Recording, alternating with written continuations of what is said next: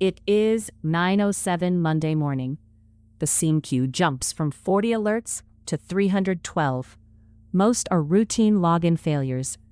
One alert mentions a payroll server. Another shows the same user logging in from 2 regions. The phone is already ringing. This is where SOC alert triage matters. Not deep investigation, not panic.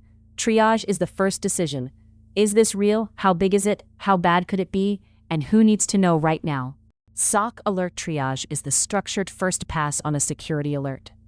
A SIEM collects logs, correlates events, and raises alerts when activity matches rules, analytics, or known patterns. Triage is what the analyst does next. In plain English, check the evidence, decide whether the alert is real, find the affected users and systems, rank the risk, then escalate or close it with a reason. In NIST-style incident response terms, triage sits between detection and deeper analysis. It turns raw signals into a defensible decision. A beginner should remember this. SIEM alert triage is not proving the whole case. It is deciding the next right action fast. Without triage, a SOC becomes a ticket factory. Every alert looks urgent. Analysts open 10 tabs, chase the loudest event, and lose the thread. A noisy rule can bury a real account takeover. A low-value endpoint alert can steal time from a domain controller alert. Before a good triage process, teams often have 2 bad choices: investigate everything slowly, or close alerts too quickly and hope nothing breaks. Neither works. Triage gives the queue a control system. It separates likely incidents from known noise. It makes decisions consistent across shifts. It also creates data leaders can use: what rules waste time, what sources are missing, and where analysts need better context.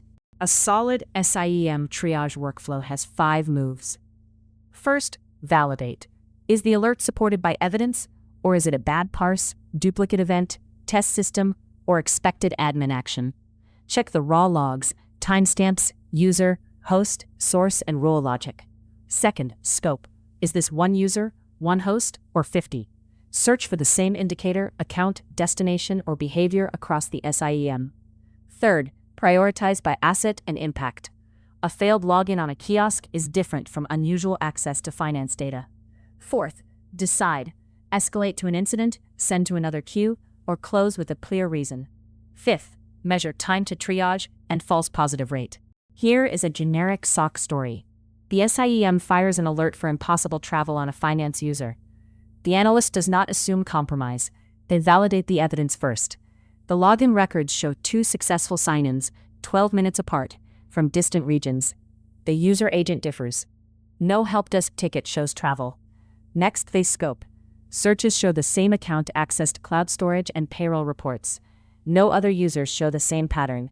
Prioritization is clear. Finance user, sensitive data, successful access. The analyst escalates to an incident, includes the timeline, affected account, access services, and recommended containment steps. If evidence had shown a known VPN exit with matching device posture, it might be closed with that reason. SIEM triage is strong because it gives analysts one place to start. It connects events from identity, endpoints, servers, network devices, and cloud logs. It supports fast decisions with searchable evidence. It also helps managers tune the SOC by showing what alerts consume time. But a SIEM does not know everything. Missing logs create blind spots. Bad asset inventory weakens prioritization. A rule can be too broad, too narrow, or poorly tuned. Triage also does not replace incident response. It should not answer every forensic question. Its job is to decide whether deeper work is needed. Good analysts stay humble. The alert may be wrong, but the business impact may still be high. The SIEM is the central decision point for many SOC alerts, but it is not the whole stack. Endpoint tools explain what happened on a machine. Identity systems show sign-ins, role changes, and access patterns. Network sensors add traffic context. Cloud platforms show service activity. UEBA can help by flagging behavior that is unusual for that user or peer group, like odd access times or rare systems. During triage, the SIEM often pulls these signals together. The analyst may pivot from the SIEM into endpoint detail, identity history, or case management. The value is correlation. One alert becomes a timeline, a scope statement, and a risk decision. If you are new, start with a written triage checklist. For every alert, ask, what fired, what evidence supports it, what asset is involved, what user is involved, what changed, and what is the possible impact. Learn basic log fields: timestamp, source IP, user, host, event ID, action, status, and destination. Teams should define severity levels in plain language tied to asset value and business impact. Create standard close reasons, such as expected admin action, duplicate alert, test system, known scanner, or insufficient evidence. Then measure two things every week: median time to triage and false positive rate by rule.